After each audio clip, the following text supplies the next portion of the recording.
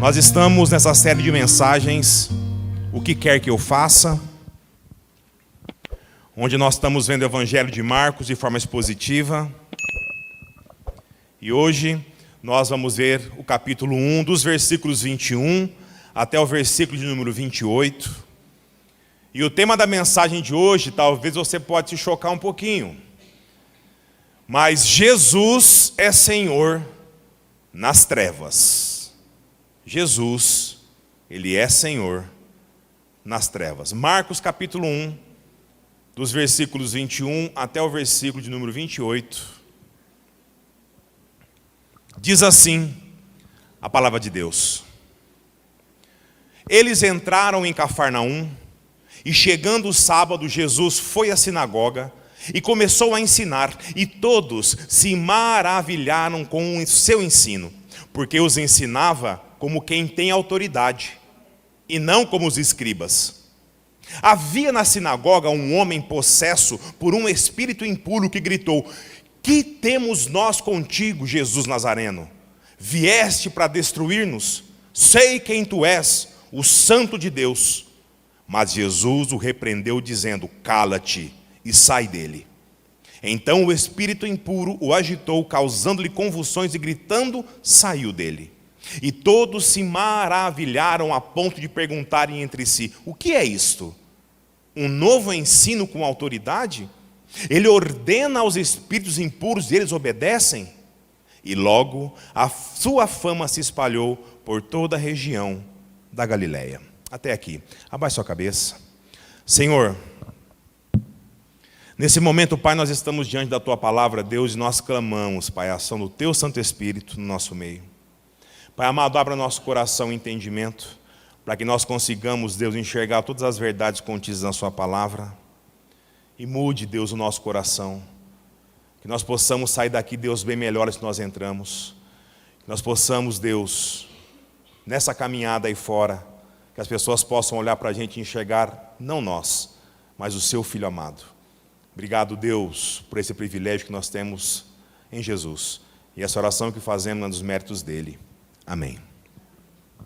Meus irmãos, domingo passado, nós vimos no capítulo 1 de Marcos, dos versos 14 até o verso número 20, sobre a importância da pregação como meio que Deus instituiu para que a fé se achegasse a mim e a você, a todos nós. Nós vimos também domingo passado que Jesus, ele foi o pregador modelo, o pregador a ser imitado, pois Jesus, ele pregava com sabedoria. Jesus pregava com toda autoridade, com inteligência. E tudo com Cristo é pedagógico, tudo com Cristo é ensino. Jesus, ele lança a mão de diversas estratégias, sempre fazendo uma leitura precisa daquele a qual ele iria pregar. Se moldando a situação, mas confrontando, admoestando, ensinando sobre as verdades do reino de Deus, sem alterar uma vírgula sequer do conteúdo da mensagem a qual ele trouxe do Pai. Jesus, ele nos exorta também sobre a prioridade em que nós devemos colocar o nosso fazer na obra de Deus. Vimos também sobre o chamado soberano de Jesus aos primeiros discípulos, de como esse chamado, quando Deus chama verdadeiramente uma pessoa, esse chamado, irmãos, é vertical, é entre Deus e a pessoa, é entre Deus e o servo. E assim torna-se chamado o quê? Irresistível. Os discípulos não questionaram, eles não duvidaram, eles não pediram um tempo para pensar. Eles apenas vão ao encontro de Jesus e dizem: "Senhor, eis-me aqui."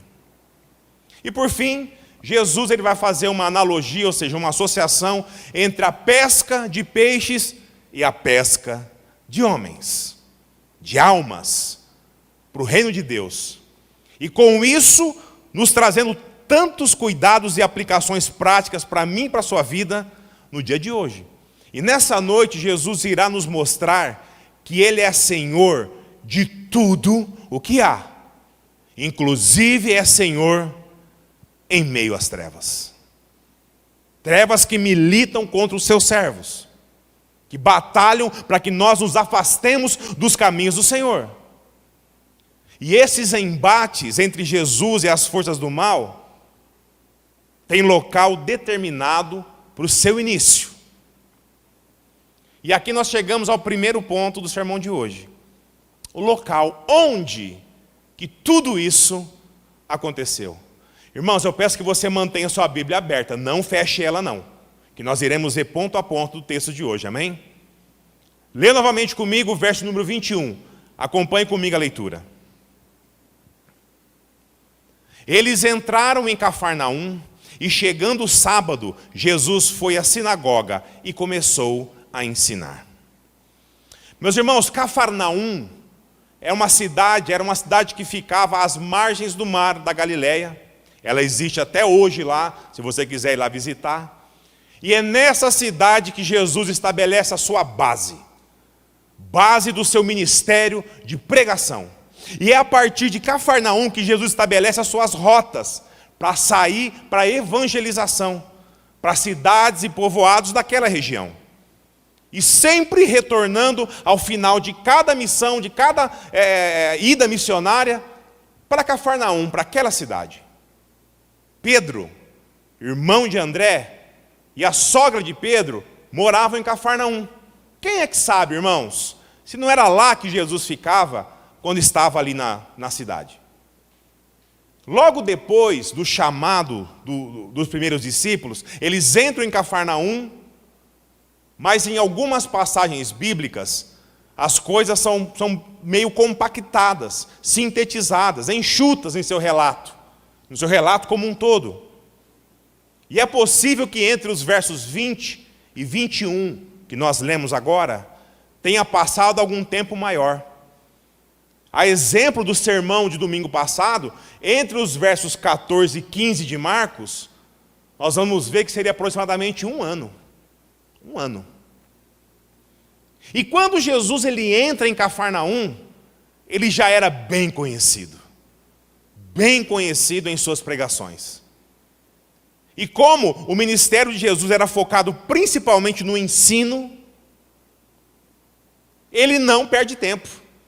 Indo ao sábado aonde? Na sinagoga daquela cidade, para quê? Para ensinar sobre as boas novas do reino.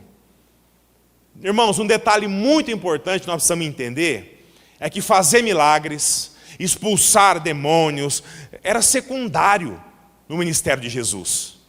O alvo dele era o ensino das coisas do reino, a pregação do evangelho. E isso, irmãos, contraria tantos e tantos cultos que nós vemos em igrejas por aí hoje. Aí você pode estar pensando assim, como que Jesus ensinava nessas sinagogas judaicas? Primeiro a gente precisa entender como funcionava uma sinagoga judaica naquele tempo. Eu irei investir um pouquinho de tempo para explicar isso, irmãos, porque era o pano de fundo onde tudo aconteceu. Pois assim vai nos dar uma boa perspectiva, não só desse texto aqui, mas de muitos outros que nós vamos ver ao longo do Evangelho de Marcos. Amém, irmãos? Então vamos lá. As sinagogas judaicas, elas surgiram durante o período em que o povo judeu foi escravizado pela Babilônia. Por conta da idolatria do povo, Deus os pune, permitindo que outra nação os invadissem, dominassem e levassem todos como escravos, como cativos. E como nós sabemos que a religiosidade de Israel se dava em torno do quê?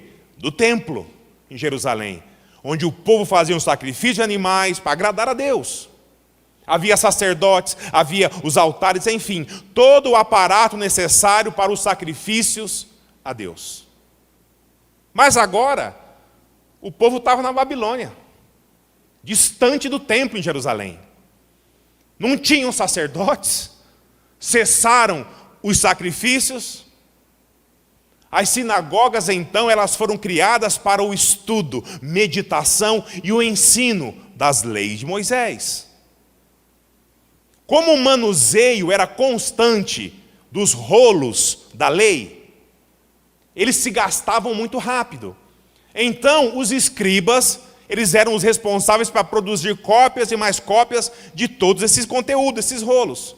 E de tanto eles fazerem isso, tornaram-se especialistas no entendimento da lei de Moisés. E a partir daí, responsáveis pelo ensino nas sinagogas. E outro detalhe importante aqui, irmãos, é que o primeiro escriba que retornou ao cativeiro, do cativeiro babilônio, foi Esdras, que está na sua Bíblia.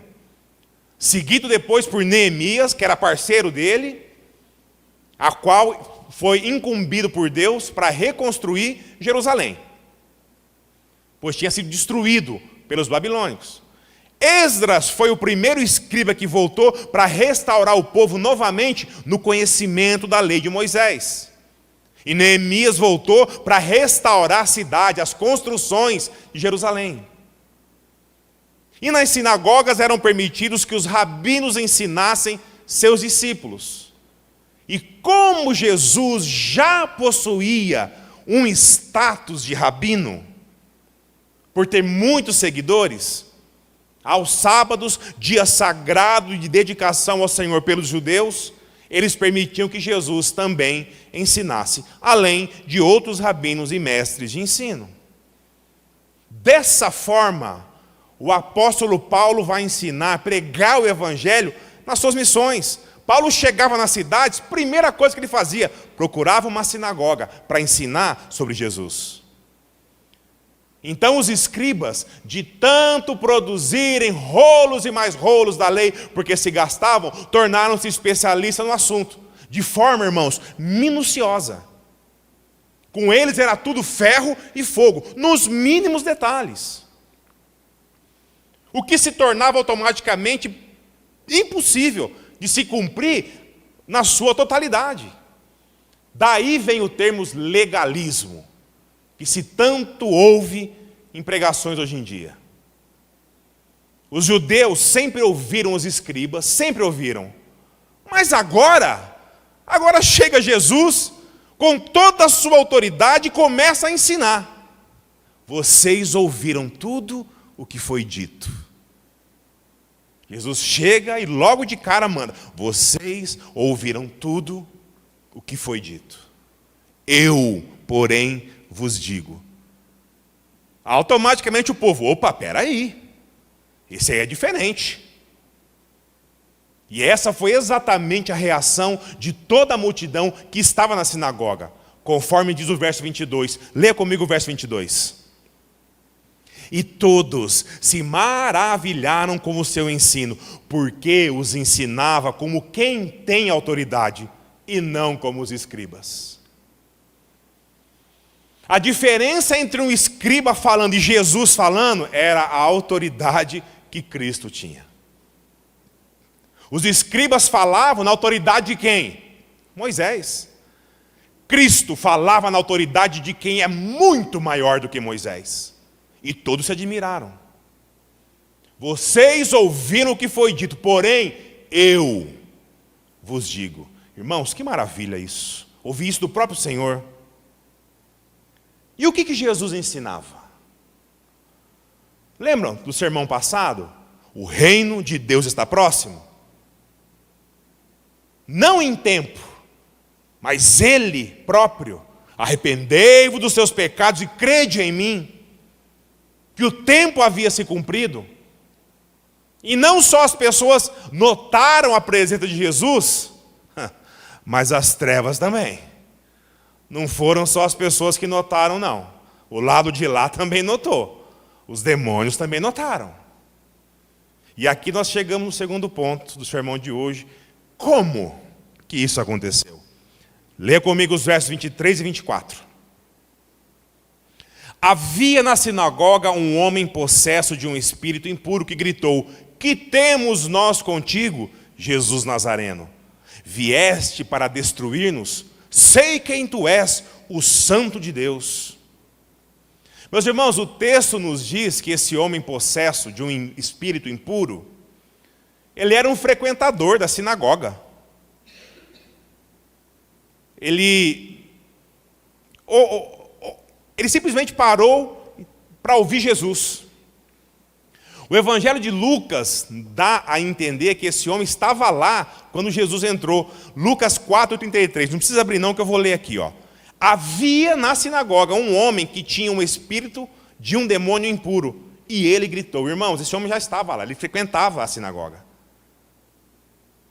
Isso levanta uma questão muito importante. Um homem que frequentava a sinagoga, sabe-se lá há quanto tempo, que já ouvia os escribas, mas foi só Jesus abrir a boca que o demônio que o possuía se manifesta e reage. O que eu quero dizer com isso? Infelizmente, irmãos, em nossas igrejas, existem pessoas, é com tristeza que eu digo isso, mas é a realidade.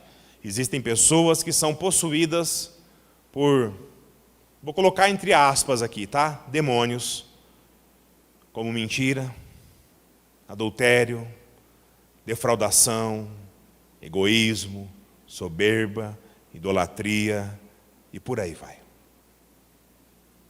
E eles olham para os pastores e é como se olhassem para os escribas, que ouvem a palavra de Cristo como se ouvisse a lei de Moisés.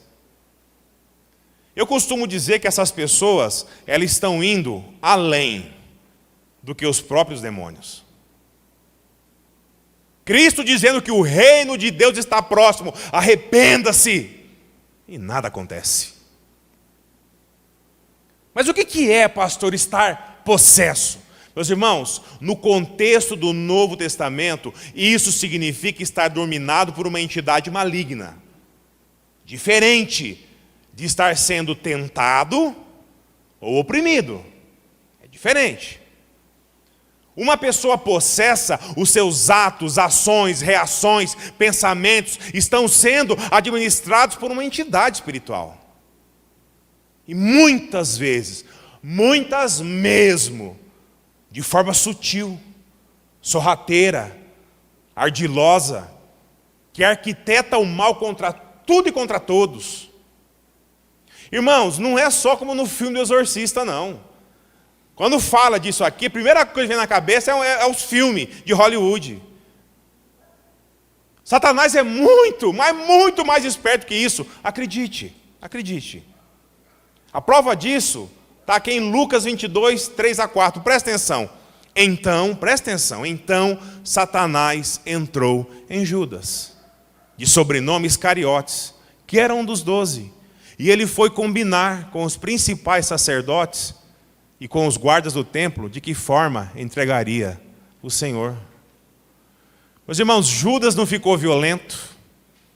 Ele não subiu na parede de costa, não virou a cabeça assim para trás. O que Judas fez? Ele foi lá combinar a entrega de Jesus para a guarda do templo. Sóbrio, racional, sem alardes, mas possesso pelo inimigo.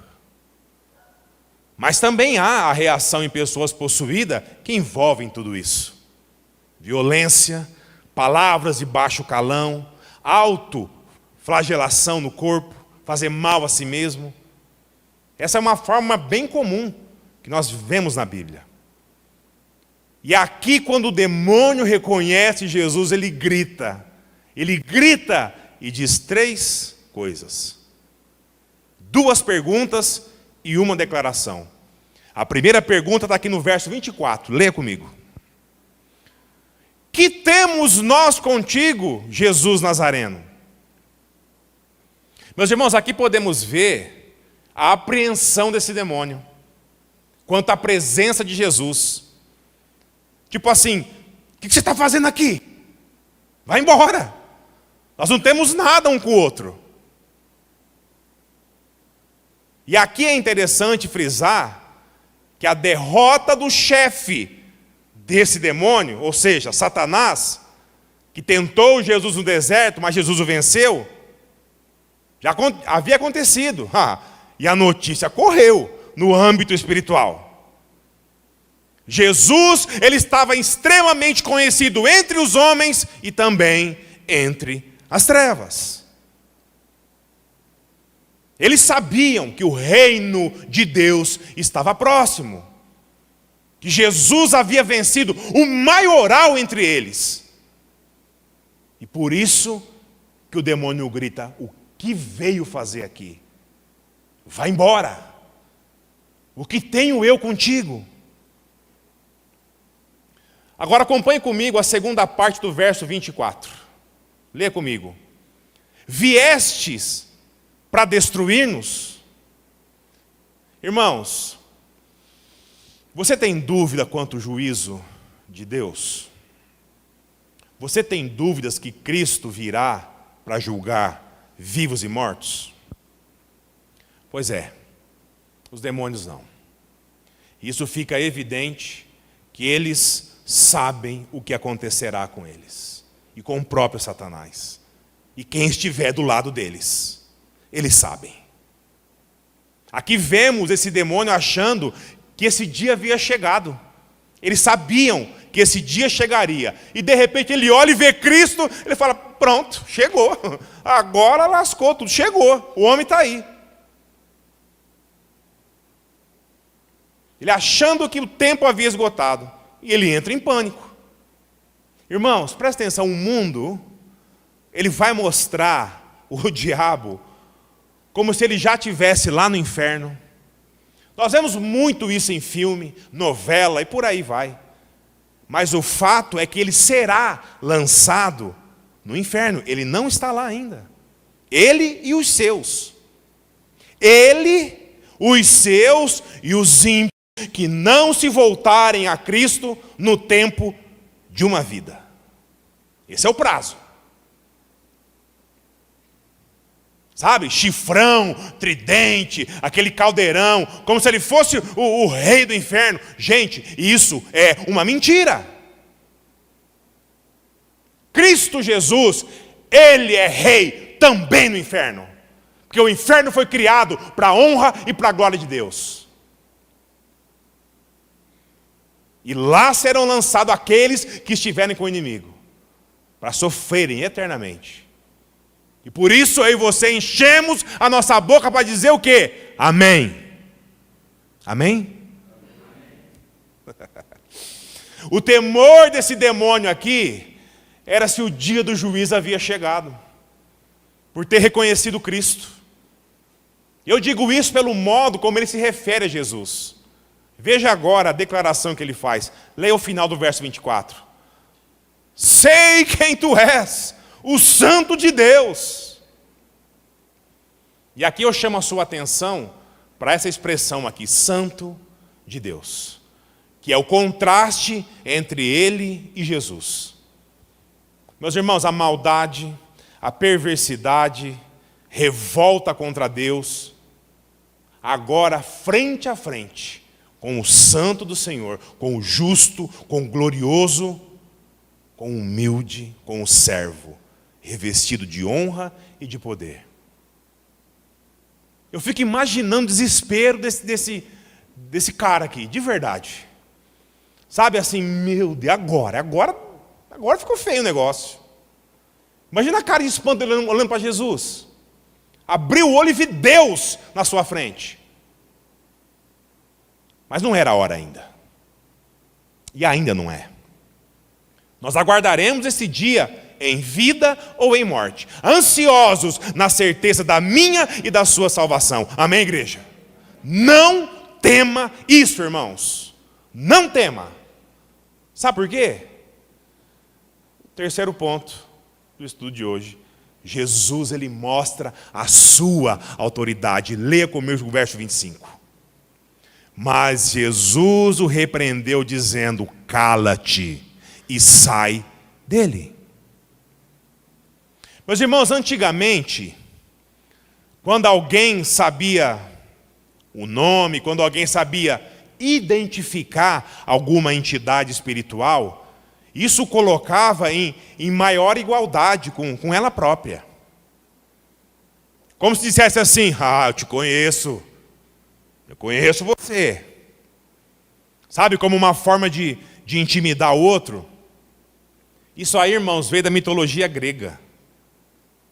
Nós vemos muito isso, irmãos, em igrejas hoje. Muito. Teatros muito bem encenados, onde pastores ungidos enfrentam demônios de toda a espécie, com todo tipo de poder, chamando eles pelo nome e expulsando-os com autoridade, como se fosse o próprio Cristo ou um apóstolo. Não precisa ir longe não, dá uma volta, você vai entender o que eu estou falando. Liga a sua TV ou o YouTube, dá um passeio aí, ó.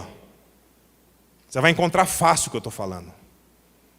Todo culto, o que mais se vê é demônio sendo expulso. E o que menos se ouve é a palavra de Deus sendo exposta, sendo pregada. Note que a palavra, essa que Jesus profere a ele, cala-te e sai dele. Porque ele tentou ganhar terreno com Jesus, mas não funcionou muito bem não. E Jesus também ordena o quê? O silêncio dele. O silêncio dele. Parecendo que Jesus não queria propaganda de quem ele era. O que Jesus queria e quer é que as pessoas reconheçam ele por quem ele é.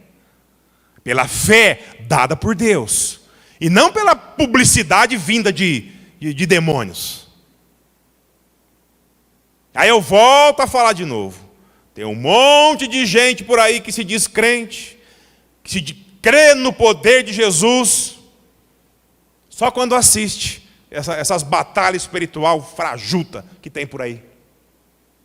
Porque o dia que encontrar mesmo de fato, e não brinque com isso, irmão, não brinque com isso. O dia que encontrar de fato, a coisa muda.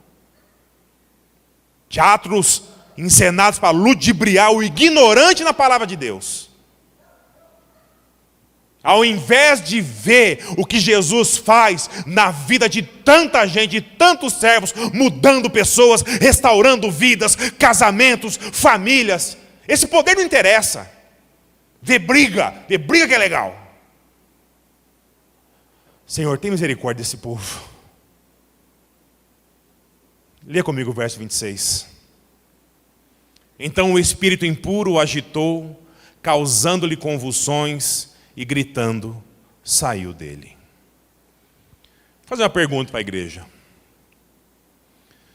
Vocês acham que tudo isso que a gente vê aí fora, exorcismo aí à torta e à direita, vocês acham que isso aí é coisa recente?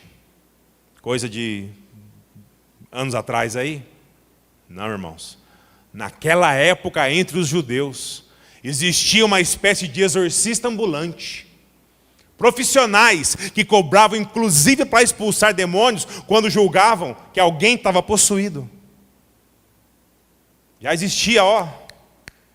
Eram longas e longas sessões, cheias de rituais, de magias e encantamentos. Sabe, pegava mecha do cabelo, peça de roupa, pegava o óleo, a pasta, a fragrância e por aí vai.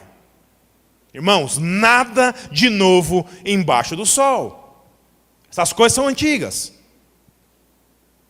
Todo o ritual, toda uma preparação na casa lá do indivíduo. Aí chega Jesus e faz o que ninguém esperava. Totalmente diferente das práticas daquela época. Simplesmente Jesus chega e diz, sai dele. Sem fórmula mágica, sem encantamento, sem artefato, não tem copo d'água no rádio, não tem sal grosso, não tem lenço suado, somente o poder da voz do Senhor. O demônio sai daquele homem, mas contra a sua vontade. O texto diz que ele grita, que ele agita aquele homem, causando-lhe convulsões. Mas aos gritos, ele obedece a ordem do Senhor. Amém? Quarto ponto. O resultado da autoridade de Jesus. Lê comigo os versos 27 e 28. E todos se maravilharam a ponto de perguntarem entre si, o que é isso?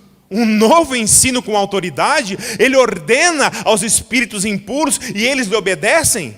E logo sua fama se espalhou por toda a região da Galileia. Sabe por que, irmãos, eles ficaram imediatamente maravilhados? É que a grande maioria daqueles rituais que eles faziam de exorcizar os demônios simplesmente não dava em nada. Olha só o que diz Atos 19, de 13 a 16. Presta atenção.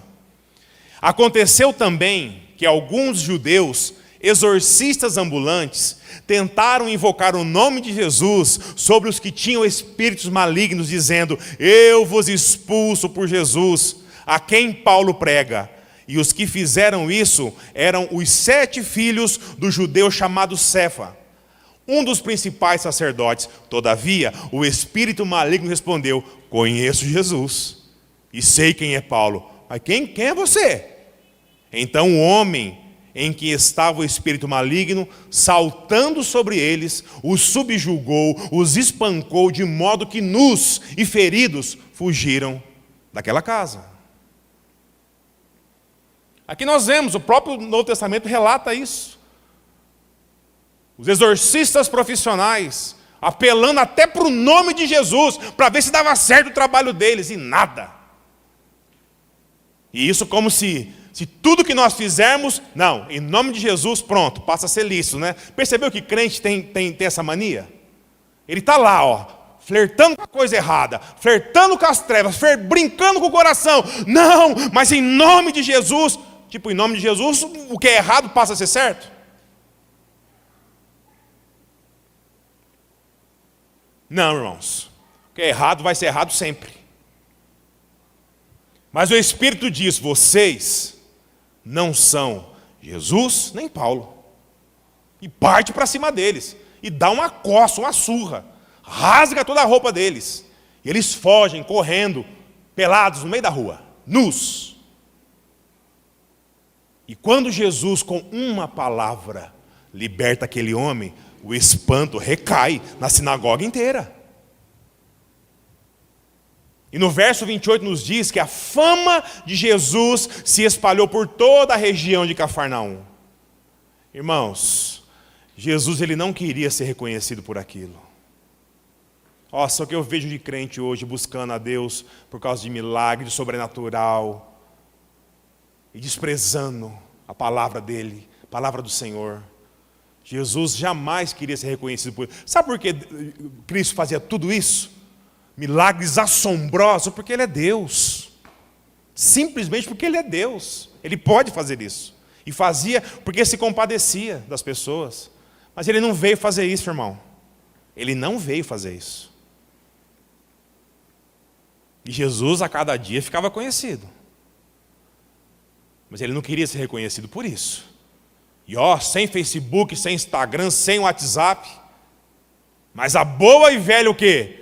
Fofoca, o boca a boca. A notícia se espalha como um rastilho de pólvora. Tá, pastor? E o que nós podemos aprender com tudo isso, irmãos? Muita coisa, muita coisa. Por conta do tempo que nós não temos, eu vou destacar 2 apenas. Primeiro, demônios e possessão demoníacas, irmãos, isso é uma realidade. Não duvide disso. A sociedade moderna, a ciência, a medicina, vai afirmar que tudo isso aí é coisa de religioso bitolado. Não, isso aí é tudo conversa, é folclore. Que são doenças produzidas na mente humana que resulta nesse tipo de comportamento. Mas o próprio Jesus faz distinção quando cura pessoas com esses tipos de problemas mentais e pessoas possessas por entidades espirituais. Portanto, não duvide. E não brinque com isso. Eles estão aí. Eles estão aí. Esperando apenas a brecha daquele que não está em Cristo Jesus. Segundo, também sabemos que as pessoas elas podem intentar o mal umas contra as outras. independente de estar possuído ou fora do juízo. Sabe por quê? Porque o meu e o seu coração, ele é mau, irmão. Ele é mau. Cristo disse que tudo de ruim, no que foi criado por Deus, habita dentro do meio do seu coração. Só aqui, todo o resto está em harmonia com o que foi criado por Deus. Mas o meu e o seu coração destoa de tudo por conta do pecado. Ao passo que muitos atribuem tudo de ruim que fazem contra ele, fruto da maldade do coração das pessoas, deixando um agente poderoso passar desapercebido. Que é quem? Satanás, ou se você preferir, o diabo. Tem crente que não fala, tem medo, sabe? Uma superstição, não, isola, irmão, como assim? Não pode falar esse nome aqui em casa, não. Irmãos, nós não temos que dar glória para Satanás, não. Mas Satanás, ele é criado. Ele é criatura de Deus. Ele era um anjo de luz que se rebelou contra o Senhor e custou a cabeça dele por causa de orgulho e soberba. Irmão, não brinque com orgulho e com soberba na sua vida. Isso custou a cabeça de Satanás.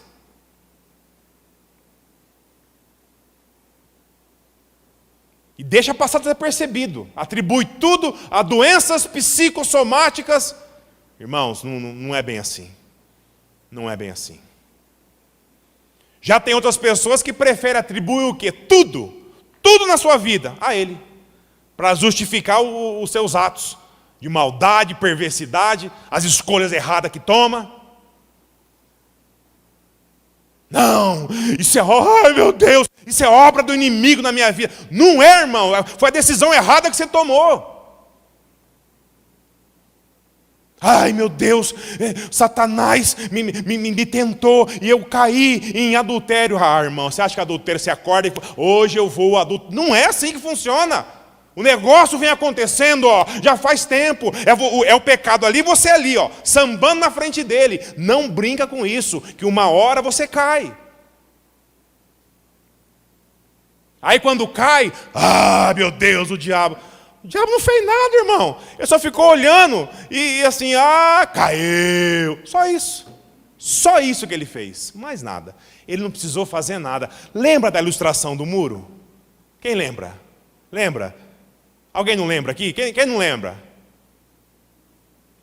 Lembra do muro? O muro, o homem andando no muro, e do lado os cristãos gritando, desesperados, do lado de cá Satanás não falando nada. Ele falou, mas por que grita e vocês não? Ele falou, enquanto você estiver no muro, você é meu. Não preciso fazer nada. Enquanto você estiver em cima do muro, você é meu. Você não vai espumar pela boca, você não vai subir na parede, virar a cabeça ao contrário, vomitar em cima dos outros. Você não vai fazer nada disso.